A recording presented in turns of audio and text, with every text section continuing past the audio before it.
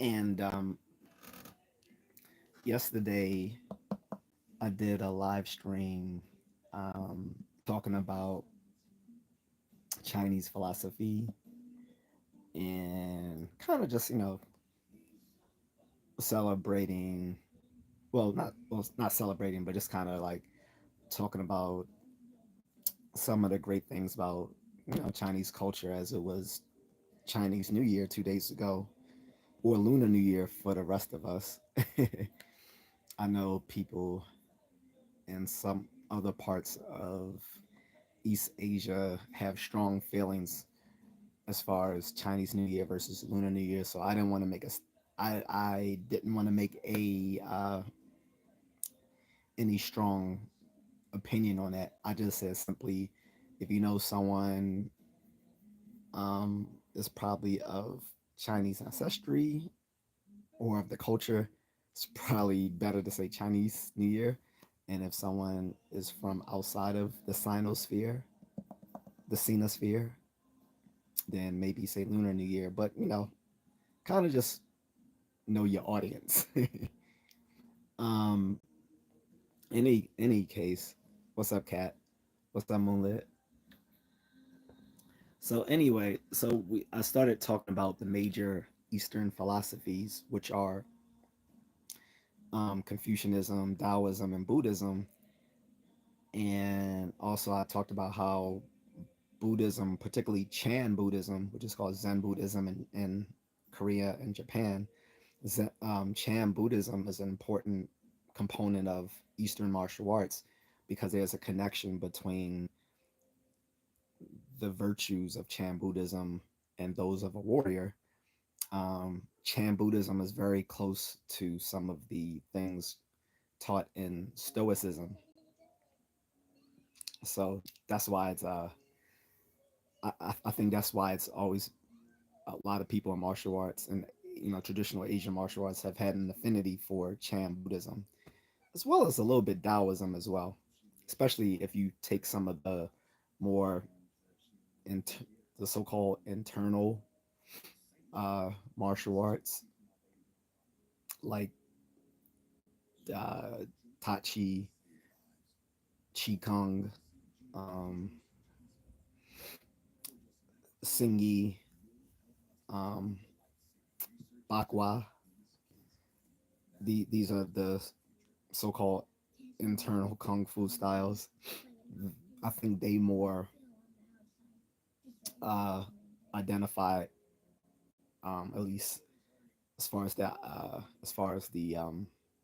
conceptually more with Taoism, whereas the external styles might be more related to Chan Buddhism, maybe. And I think all of them connect to to the Confucian ideals. I think uh, the Confucian ideals is something that kind of unifies East Asian culture, as opposed to maybe the extension of that Southeast Asian culture, where some parts of Southeast Asia definitely connects with Confucian culture, like that of the Indo-Chinese countries, like Burma, Thailand, Cambodia, Vietnam, Laos, whereas the maritime nations of Indonesia, Brunei, Singapore, Malaysia, Philippines do not, since they were colonized by like the Dutch and the Spanish, and even before that, the Hindu Empire. But anyway, getting off of that, Moon says everyone likes sharing sub and super chat. Thank you. Moon says explain Chan Buddhism. So Chan Buddhism is the same. Is Zen Buddhism, but it was originally called Chan Buddhism before it spread to Japan, and it's better. We know it better as Zen Buddhism, but it was originally called Chan Buddhism. But they're the same thing. Zen Buddhism is more geared towards reaching enlightenment and not being perturbed by worldly concerns. So I can't give like a definitive explanation of Chan or Zen Buddhism, because to do so would kind of go against what the very understanding of Chan Buddhism is itself, which is like I said yesterday, which is why it's funny when people buy these little Zen gardens, because buying a Zen garden is so very unzen. But an important component of Zen Buddhism is the meditation through what's called zazen. Um, so in Zen or Chan Buddhism, like a heavy focus is on meditative practices, um, similar to the Jedi. The Jedi put heavy emphasis on the meditative rituals. Average Asia says, "Howdy, y'all. What's up? What's up, Asia? Hello, chocolate princess from the states." um, so yeah, there's a heavy emphasis on zazen meditation. Zazen, because I don't know what they call it in Chinese, unfortunately, but in in Zazen meditation, there's an emphasis on mindlessness. So whereas in other forms of meditation, like tantric meditation or something like that, there's usually a focus, like either through like chanting um, and stuff like that.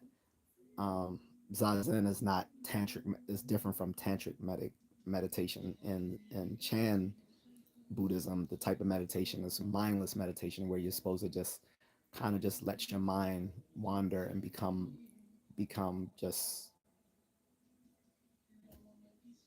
um, like free associating. Like uh, you just allow yourself to freely associate, to do free association, like like in therapy, like you just freely associate during zazen meditation.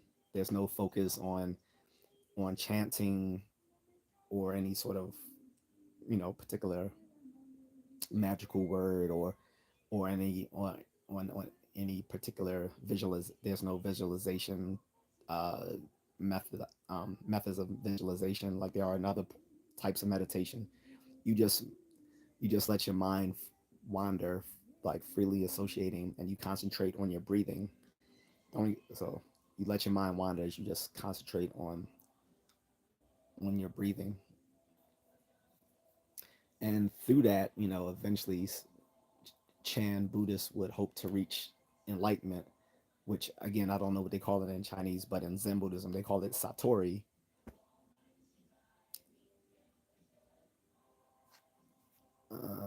Jacoby says, "Hi, how's your day? I'm doing well. Just about to wrap up my night."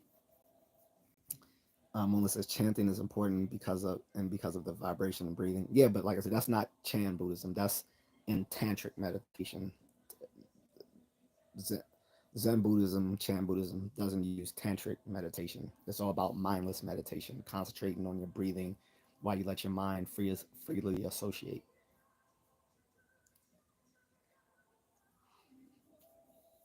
It's also very relaxing. Um, and for some people, it can bring them clarity and focus. Whereas for others, I think people who may have mental health issues, zazen style meditation may not be useful because um, some people need to some people need focus, like through either behavioral or medical or through medical assistance, because obviously they lack the mental clarity to participate in zazen. So this is for someone who is of a healthy mind. Just do says, "What's up? What's going on?" um so like I said, and I mentioned some of the books that people can look into for some of these Eastern philosophies, like the Tao Te Ching of Taoism, written by the disciple of the founder of Taoism, the founder being Lao Tzu, and the disciple who allegedly wrote the Tao Te Ching. I think it was actually written by multiple people, but I think it's often accredited to the main disciple of the founder, Changzi. Then the Confucian classics are actually a bunch of different books, so I don't have a specific book for anyone, but usually you could probably find a compendium of them where you can find like all the classics bound into one book. I think you can find those. So I don't know that you call that, but you could just probably just Google or go to Amazon and look up Confucius or Confucius classics, stuff like that, and you'll probably find probably a book that has all of the different written Confucian classics. Um, as far as Chan Buddhism, I don't know of any specific books on Buddhism or on Chan Buddhism in particular, but again, you could just do a Google or Amazon search and find those. I I would recommend you get those from someone who's actually a Buddhist monk and not written by some American person. I'm sorry to be rude, but if it's written by some little white granola smoking hippie, don't read that dumb shit. Nothing is worse than these little culture appropriating Europeans pretending to know Eastern culture. Between the guys, between people like Ashita Kim in the 80s pretending to be an Asian man who knew ninjutsu, or Stephen K. Hayes, another guy who was supposedly trained by a fake Japanese ninja, uh, Dr. Masuki Hasumi, who taught the guy Stephen K. Hayes, who was also a Tibetan Buddhist, but white as white can be. I'm sorry, I'm a, I'm an elitist when it comes to certain cultural aspects. Like, if I want the best spaghetti, I'm going to an Italian. I'm not going to a Korean person to get my spaghetti. If I want gung fu, I'm going to a Chinese grandmaster. I'm not going to some white person who dresses in a kung fu outfit. Shout out to David Carradine. um, um, you know, every like most of the martial arts I've taken, I've actually s- studied in their actual countries. Filipino martial arts, modern arnis in the Philippines, Muay Thai, Thailand, um, Salat in Indonesia, like, and so on. I mean, luckily, boxing and Jeet Kune Do actually started here in America. So, but yeah, yeah, those are the, so like I say, if people are looking for the literature, oh, what's up, Agatha? She says hello, good night, sir. What's going on? So yeah, if people are looking for literature on those on these different on these different aspects of Chinese philosophy, Chan Buddhism, just do an Amazon or Google search for Taoism. Look up the Tao Te Ching. Tao Te Ching is Tao, first word, Te, second word, Ching, third word. Um, and one book that I forgot to mention as part of Chinese philosophy is The Art of War by Sun Tzu. Uh, now, The Art of War is a very good book. It's often read by people who major in like business and stuff like that because or in people in the military as well as people in martial arts because they think it might give them sort of an edge, um, a conceptually give them an edge. Maybe, maybe not. Um, Now, Sun Tzu, the alleged writer of The Art of War, I think that was a pen name. That wasn't the actual author's name, and it might have actually been written by multiple people. But Sun Tzu was an alleged general from the dynastic era of China who put to pen like a lot of his wisdom. But from what I understand, again, Sun Tzu was a pen name of maybe one or multiple people who wrote The Art of War, but that's another good one. Um, so, but another thing from yesterday I want to address, as if you've seen the title of this live stream, which is Late Night Philosophy, Wisdom versus Pseudoscience. We had a little bit of a debate yesterday on feng shui, and I looked into it as I said I would yesterday because I wanted to know. And so there were some things I was wrong on, and I want to acknowledge that. Whereas some things I was right on or I wasn't, and there's some things I should have been more clear about. So I wanted to go over that. Okay, and I'm gonna take a water break because I need it.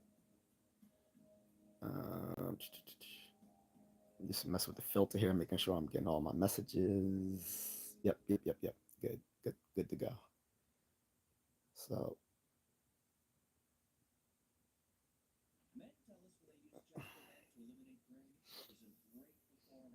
um,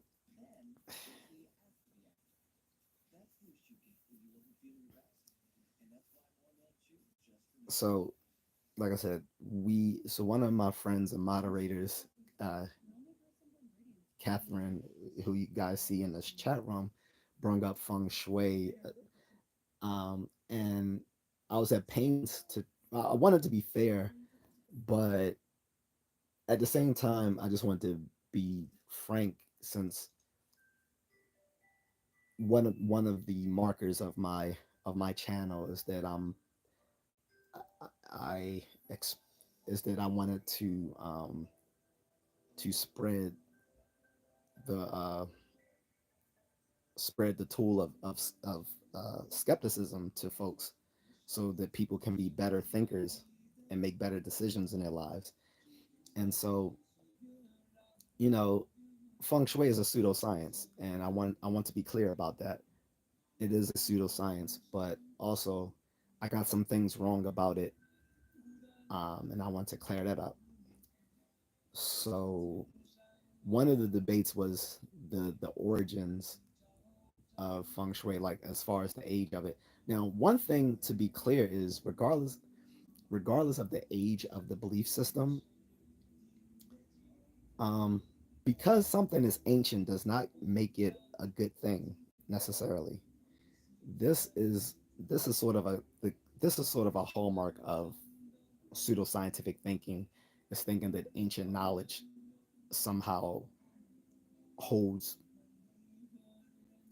some sort of truth to it that we don't have in contemporary thought, whether in science, philosophy, technology, etc. That's just that's just simply question begging, um, or circular reasoning. Um, the the age of some sort of belief system or any claim is irrelevant to the veracity of that claim or that belief system. What what gives veracity to any claim or belief system is the evidence that supports it. So I want to make that clear. But I also want to state that I was wrong about the age of feng shui. I said it was only a few hundred years old. That's actually not true. Um, feng shui is probably at least 1,000 or 2 years old. Um, However,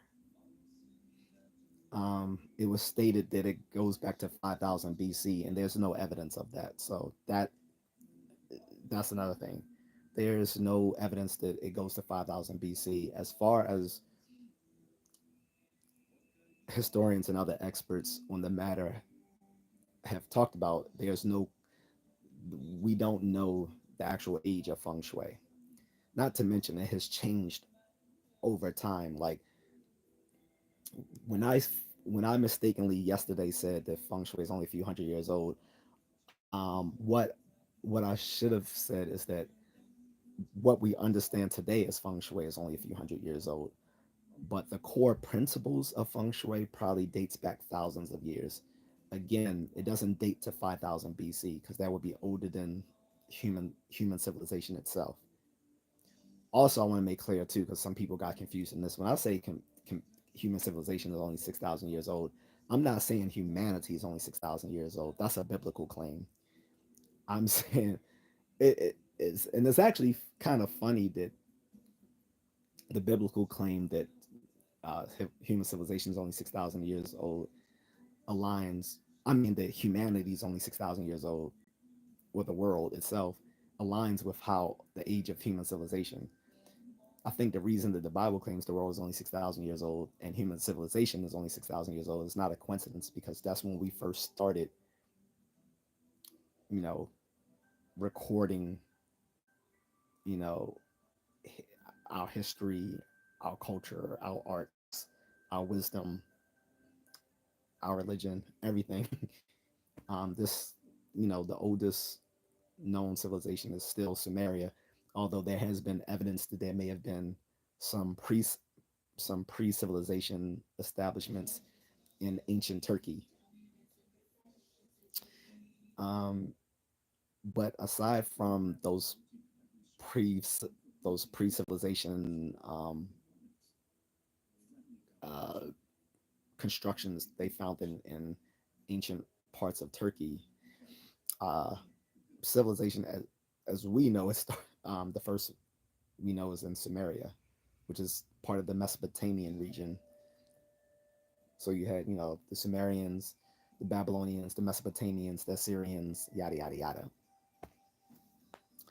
Um, and to say this, a a folk based belief system dates back beyond that would be an extraordinary claim.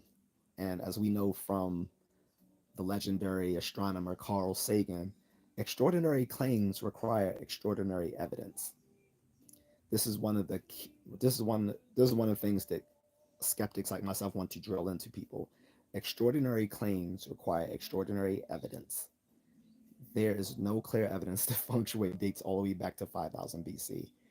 Is it thousands of years old? Most likely, yes. Feng shui is probably thousands of years old. But does it date back to like 7,000 years? I don't think so. Don't think so. The experts have the experts say there's no clear date for when they can trace the origin of feng shui. But again, it's evolved over time. So when I was wrong yesterday and mistakenly said it's only a few hundred years old, I meant as we currently know it. But the core principles go back at least 1,000 or 2 years back. Okay, so I want to be clear on that. But again, it is a pseudoscience. It is, and it's not considered part of the Chinese philosophy that I was mentioning yesterday when I was mentioning the great schools of Chinese philosophy, the great schools of Taoism, the great schools of Buddhism, great schools of Confucianism. Those were the three main ones. And then, of course, there's, some of the, I, I, I don't, I guess it might be more aligned with Confucianism. I don't know, but some of some of the thinking that came out of the dynastic era, like the art of war through Sun Tzu. So those are the great schools of Chinese philosophy. So I just wanted to clear that up.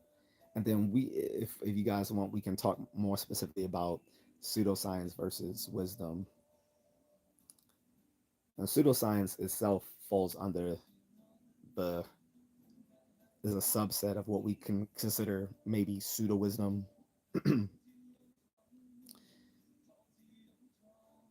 What I think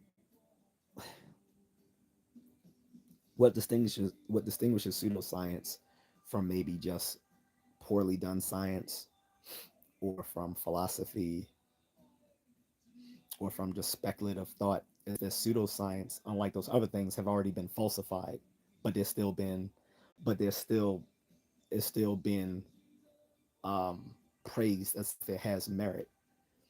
That's the difference between like pseudoscience and what might be called junk science, or what might be called, or what might be just philosophy, um, or it might be just, or what might just be mere speculation. Is that pseudoscience, above all those things, has already been falsified, usually multiple times, but people keep bringing it back. There's also pseudo philosophy. Pseudo philosophy is just as it sounds. It's like false philosophy. The, the, the, the most clear textbook example of pseudo philosophy is Ayn Rand's objectivism. Um, there's few things that people just agree upon in philosophy, especially because you have this huge divide, as I've mentioned many times before, between analytic philosophy and continental philosophy. Analytic philosophy being more of the tradition in English speaking countries, whereas continental philosophy normally comes out of the French and German speaking countries. But one of the things both sides usually agree on is that Ayn Rand was full of shit, and that her philosophy called objectivism is pseudo philosophy.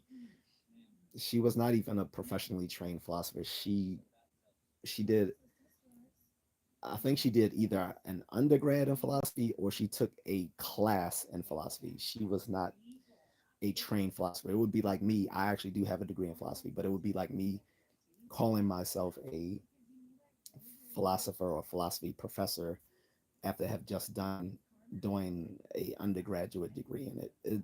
No, I consider myself a philosophy nerd, but I would never call myself a philosopher. That that implies more more sophistication with the material than I actually have.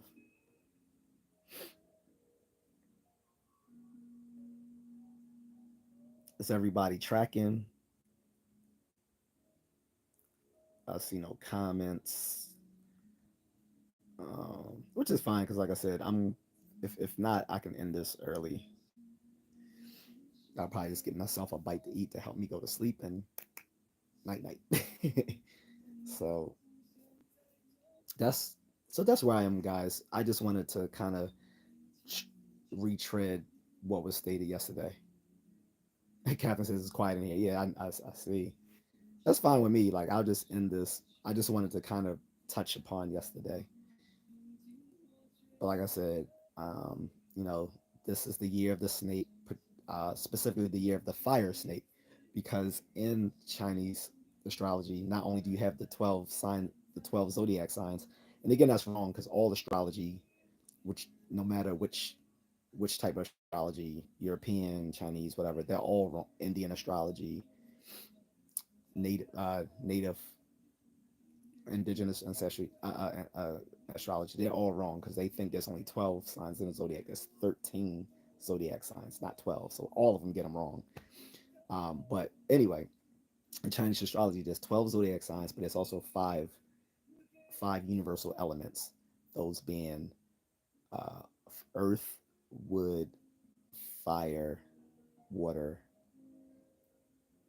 and it was earth, wood,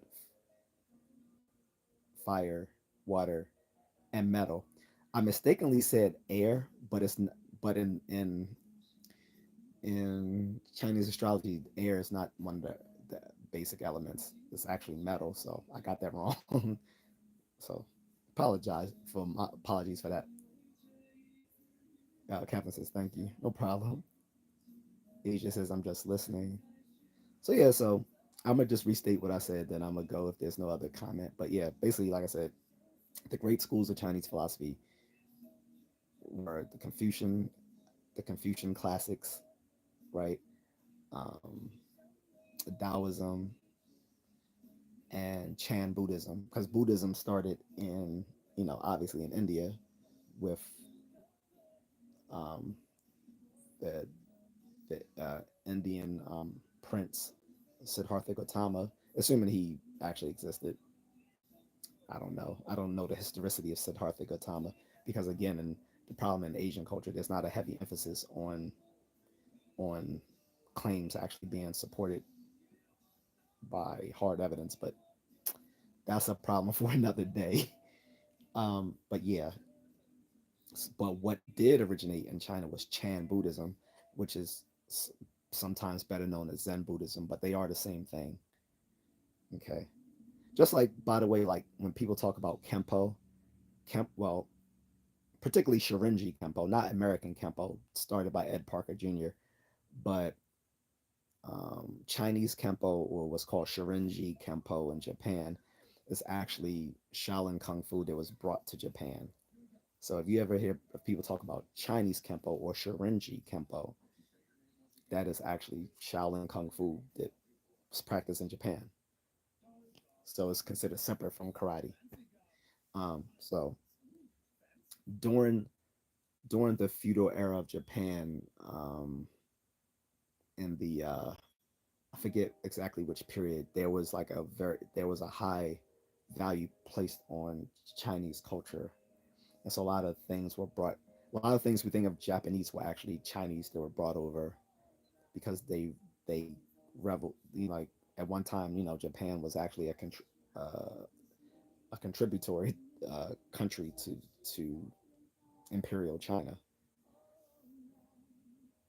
Um, and so they kind of held Chinese culture in high esteem.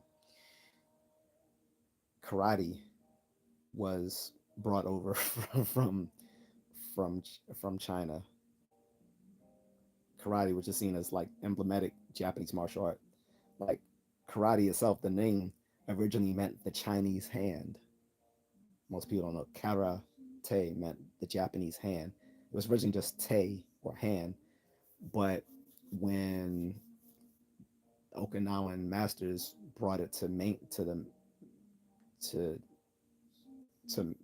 Imperial Japan, they changed the name so it wouldn't so it'd be more um, less controversial. So they changed it from calling it the Chinese hand to empty hand. But we can actually trace the roots of karate to a specific province within China, the Fujian province, and to the specific martial arts practice there. This is in southern China, the Fujian province. Um, and then, the Okinawan masters kind of remixed it, gave it a remix, remix, and took that, I think what was called, which I think it was crane style. I think it was particularly like some sort of crane style kung fu practice in the Fujian province that was brought over to Okinawa and was remixed with some elements of Siamese boxing,